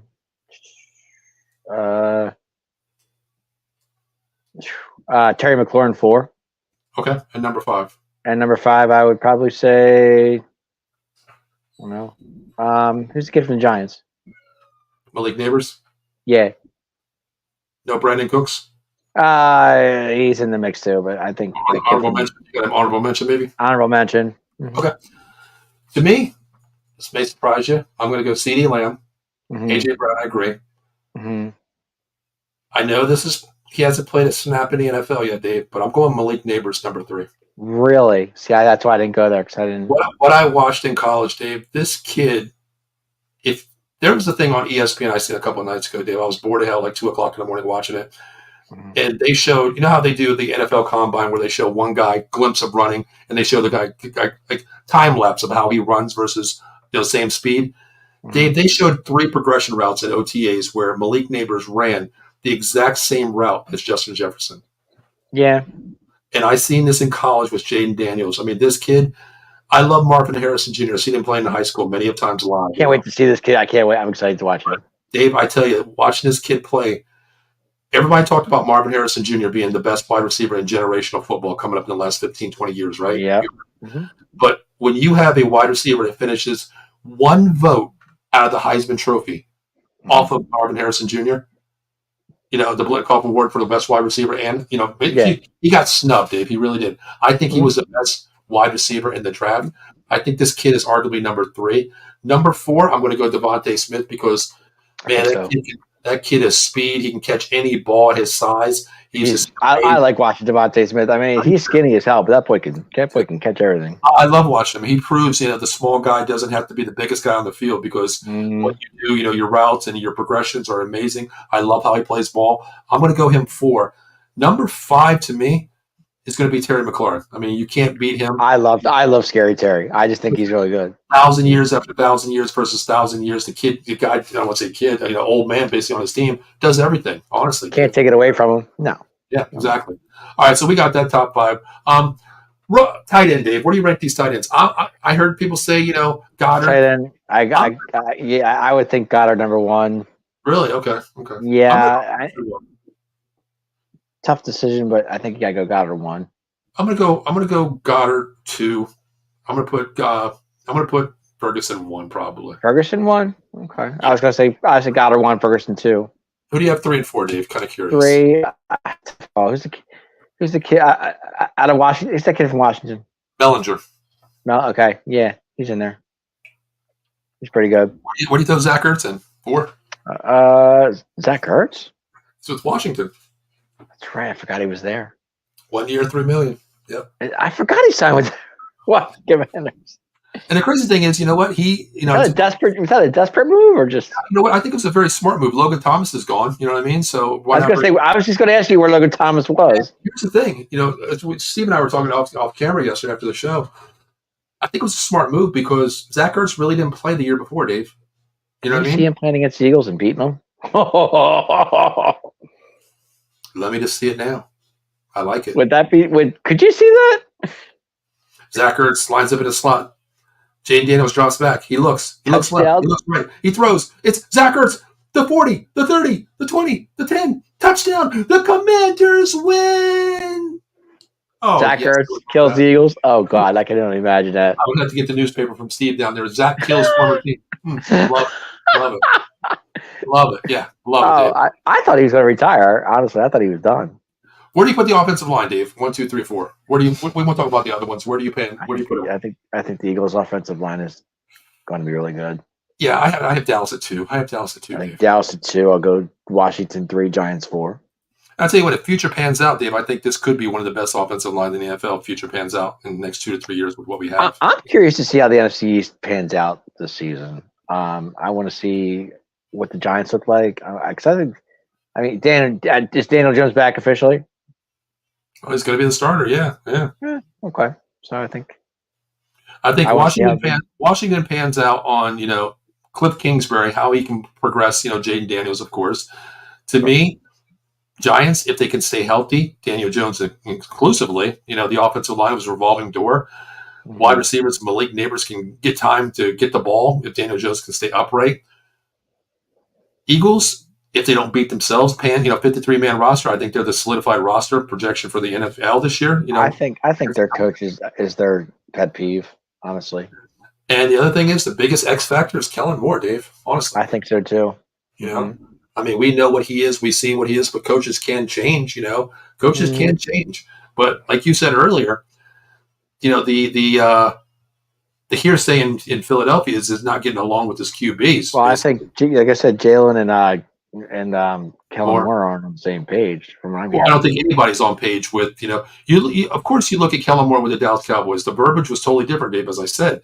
Then you bring in a easier play caller, a West Coast guy. Hey, here we go. We're going to make it quarterback friendly for you, Dak. Look at his numbers versus last year with the turnovers, Dave. Totally different. We know with having Kellen Moore all those years, we had him. He was 2 words was pass happy. We knew that. So true, and that's what I was curious to see how he's going to run with Saquon Barkley. Arguably the best. That's my point. That's what I want to see. Arguably with the best offensive line in football, with one of the top 3 running backs in the NFL with Barkley. How are you going to run that with arguably a top 3 wide receiver unit in the Philadelphia Eagles too? How does that going to be a 50-50 balance? And can Barkley stay healthy? I mean, that was the key with the Giants all those years. I mean, that's true. I mean, well, Dave, you know what? Barkley would always start off strong with the Giants and die at the end. So That's very true. But Dave, before we get out of here, we want to mention our sponsors real quick, guys. Listen, if you're out there in the Philadelphia area or New Jersey area, give my man a call. Jason Fine, 1-800-HURT-123, Attorney Big Al, Workman's Comp, Motor Vehicle Accident, Slip and Fall, Personal Injury Claims. He's got you covered. 3 convenient locations throughout Pennsylvania and New Jersey. First in New Jersey, Cherry Hill, New Jersey, 3 Greensboro Lane, Philadelphia, and Pittsburgh, my neck of the woods. Give them a call, 1-800-HURT-123. Mention Out of the Box Sports Entertainment. You heard it here first. Mention our name here. And guess what, guys? I promise you, if one of our live operators take the case and you mention Out of the Box Sports Entertainment, not 50, not 45, not 40, not even 35, 33.33%. Unheard of rate. And guess what, guys? No recovery, no fee. And you know what? If you're lucky, you call that number 1-800-123, you might even get me on the phone. And we can talk about Cowboys. And you know what? If you're a Cowboys fan and you mentioned, and I ask you a trivia question, I might even take a percentage off that rate too. All right? So make sure you reach out, 1-800-HURT-123, Attorney Big Al, Jason Fine for all your legal needs. Dave, we have one more thing I want to talk about really quick. We said 45 minutes, Dave, but when you and I get together, brother, we can talk all night. Attorney Big Al. Yeah. But Dave, here's the last question. We're going to settle this right now for all of our viewers. A lot of people aren't checking in, but that's okay. I'm going to put it on Twitter as well. We had like 800 reactions on Twitter. Dave, are you a Jimmy's or a Sprinkle guy on your ice cream? I'm a Jimmy's guy. I like Jimmy's. I'm a Jimmy guy. Thank you, Dave. I'll tell you what. Today we went to the ice cream place after practice today, and I went down. It was so hot. I got one. Katie got one. Chelsea got one. And I'm sitting there. I'm like, yes, can I get a vanilla cone with extra Jimmy's? The girl looked at me, and she's like, what? I was like, extra Jimmy's. She goes, what's that? And I was like, I don't know how to explain it. So she goes, we have sprinkles. And I'm like, yeah, that's fine. She goes, where are you from? I'm like, I'm here. I lived here for 7 years, but I moved from Philly. She's like, oh, that explains it. You guys don't know what you're talking about down there. And I'm like, oh, okay. So it's a Jimmy's thing. It's so funny when you put that on the group chat. I sat there and I text people that I knew, and I did a poll, and what they kept calling it, some said sprinkles, some said Jimmy's. I thought it was hysterical, and I actually had a tie. It was funny. I asked what I think it was 6 or 7 people. Or 6 people, I got 3 and 3. I was like, okay. I think it's a geographical thing, honestly. Because up here, it's all sprinkles up here. When I go to Pittsburgh, it's called sprinkles. If I go up there, Yeah. If I go, of course, Philadelphia, you say Jimmy's, everybody go like, okay, you want extra Jimmy's? Yeah. Or Yeah. Well, the hell out of here. I did read, and I looked it up for you, and I said this earlier. Sprinkles Rainbow is Jimmy's is Jimmy's are chocolate. chocolate, sprinkles are or vanilla or whatever, regular. So it's kind of like a rainbow thing. So, but I think the New England area calls it sprinkle. New England area calls it Jimmy's. Yeah, I know. My dad was in the military. I know when we lived in California. When I lived in North Carolina on Camp Lejeune, they called it sprinkles as well. Yeah, California's right. sprinkles, but California, they don't know what the hell they're talking about. Right, exactly. I don't know. It's funny. It's so funny. Like people say Jimmy's and sprinkles. And I think the it's funny thing is, I remember when Japan, when I was there for the least time that I was there, they call it decorations. Oh, okay. What were you saying about snowflakes or something you said earlier? Yeah, I've even heard a couple people say there's snowflakes, Dave. What is that? If I ask for snowflakes, they better be Jimmy's in it like a snowflake. You know what I mean? Like, come on. Right, exactly. Yeah. But Dave, before we get out of here, man, when are you on again? You can catch me on Saturday night. It'll be the Atomic Drop podcast. I think 10:30 we're starting, I believe. Either 10 or 10:30, one or the other. Check me out. And you can also check me out on Tuesday nights with Extra Innings with Joe Sullivan. We had a great show last night. Him and I really had fun talking Major League Baseball. It was fun. And my last show, of course, 215 Boys with you. Wednesday nights at 9:30 I will be here. And next time we're on. Good. Awesome. You can check me out, of course, here, the 215 Boys. And next Monday night, me and Josh will be doing Inside the Octagon. One of my favorite shows, UFC 303 is coming out. We got a lot to talk about that. Conor McGregor pulls out, of course, which we knew that's going to happen. So Josh and I will have a lot to talk about. Also, guys, if you're out there, make sure you subscribe to our Facebook page, or YouTube page, or Twitter page, or Twitch page, Instagram, TikTok, we're everywhere. If you guys like the UFC, on Out of the Box, we talk about everything. Probably Saturday night, you're probably going to be seeing every category of UFC on there. I put live scorecards, event happenings, all boxing, all shows, everything on there, every sport we talk about. So make sure you hit that subscribe button. And last but not least, guys, we do have a new show coming up this month, not this Monday night, but coming soon. It's going to be the Out of the Box pregame show with myself. Every Monday, we're going to be talking about 15 minutes about matchup games, and also Thursday Night Football, the same thing. We're going to be doing that too. So stay tuned out there. Anything you see you like, let us know if you have any comments out there of what you want to see that we can bring to you as well. So, Dave, you know what? It's been a pleasure. Do you believe we're like 70-some days left till NFL football starts? You know what the crazy thing is, Dave? This is kind of funny. Okay. This is kind of funny that you mentioned that. I think I run my football team harder than the NFL does. You probably do. Dave, I'm practicing Monday, Wednesday, and Friday, and then we're off for 4 weeks, and then we go practice 2 days, which I call Spencer Hell Week. Spencer Hell Week. And Dave, you know what time we practice at the field? 7 o'clock at night, 8, what? What do we start, though? What time do we start? We go 2 days, Dave. 2 days, I would say, 5, 4? 6 in the morning. Oh, 6 in the morning. To 9 a.m. Okay. Then you're back at 5 p.m. and we go to 8 p.m. Yeah. That's not bad. Oh, yeah.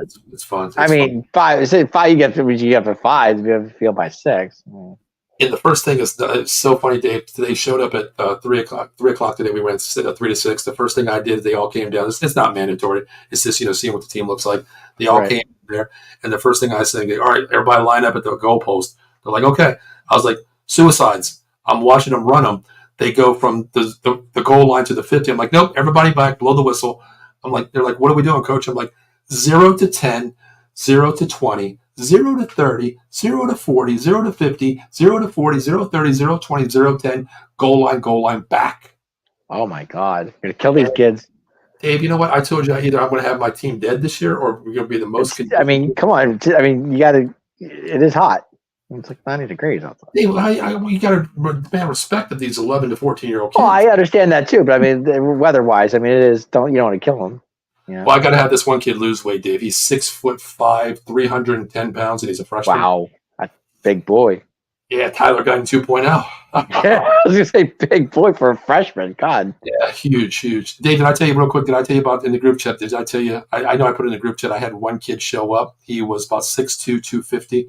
Had a goatee. A goatee? Yeah, bigger than I am. Wow. He shows up to practice. He's like, I'm here, coach. And I'm like, what school do you go to? He's like, here. And I'm like, what year are you? He's like, freshman. I'm like, you're a freshman? He goes, yeah. I was like, there's no way you're a freshman, bro. You got more hair on your chin than I got on my whole body, brother. Number one. I'm like, here's the deal. He's like, can I practice? Like, nope, you're not even allowed on the field. Go off on there. Go get your transcripts. Bring them to me, signed by the administrator here, stamped and everything. Then I'll let you practice with this. He's like, okay, coach. So Dave, I turn around. We're practicing for like an hour. And I look over to the sideline. You're not going to believe what this kid's doing, Dave. No idea. He's smoking a blunt. Are you serious? And then that's not the kicker, Dave. Guess what else he does? He stands up and a stroller comes over. He picks up a kid, starts kissing the kid. And I walk over to him. I was like, hey, just make sure you get your transcript. He's like, hey, coach, look at my son. I'm like, you're 14 goddamn years old. And the kid's probably a year and a half. Yeah. I was like, no, kid. You're probably 20 years old. You know what I mean? Come on, man. And then I'm assistant coach. Then my head coach comes over last. He goes, hey, Paul, you think we can doctor his playing ability sheet? I'm like, I wish we could. Imagine him, Dave, 6'2", 250. Oh, my God. God. That's crazy. Yeah. But Dave, you ready to get out of here, man? I am sweating my ass. Oh, man. Definitely.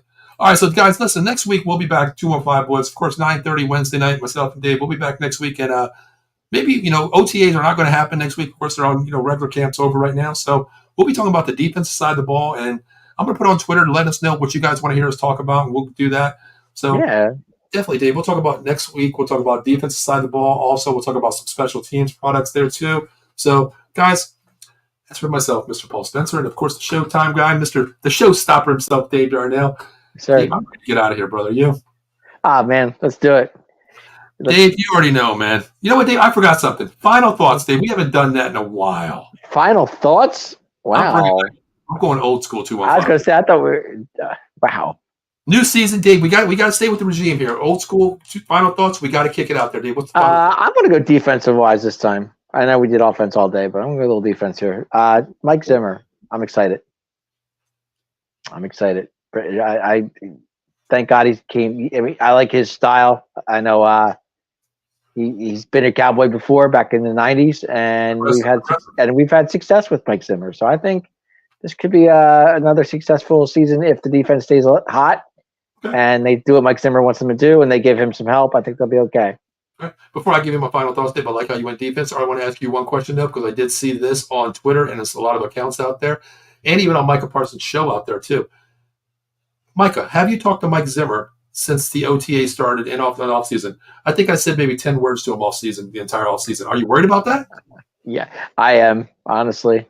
Me too. But I think he's Micah. There's only one Micah, Dave. There's only one Micah, though, right? Yeah, but true. But like I said, Zimmer's a good coach. I think Mike is going to like playing for Zimmer once he gets on the field. I think so too. My thing is not even football regards out there, guys. Dave and I have been friends for a long time, and Dave, this marks the anniversary of our payback trip last year today. Really? No, I didn't notice that. I didn't see it come up on my Facebook timeline. We went to payback there. But, guys, true friendship is something out there. Dave and I argue. Dave's like my little brother. We banter all the time. But I can call Dave for anything. He can call me as well. So, guys, just make sure out there, check on your loved ones, man. I don't know where you're at today. It's 90 here. Philadelphia is higher than that. Make sure you check on your loved ones and even your neighbor, man, because you never know that, they don't have what you have, an air conditioner, a fan. Check on somebody. Make sure you pay it forward to help somebody out because you never know, man. Times like now, friendship is very far and beyond. It's true friendship is something that you really want to carry on. So even enemies, check on them too, man. Check on them too. Stay cool out there, everybody. It's hot out there. I know our enemies check in on us a lot, Dave. They do. That's for sure. Okay, yeah, exactly out there. So stay fresh, Philly. I'm not watching you, but I know you're watching us. So Dave, as we always say, you already know. Go, boys, go. You already know. See you next Wednesday night, 9:30, the 215 Boys. Paul Spencer, Dave Yarnell. Until then, be safe, be cool, and see you next week. Later.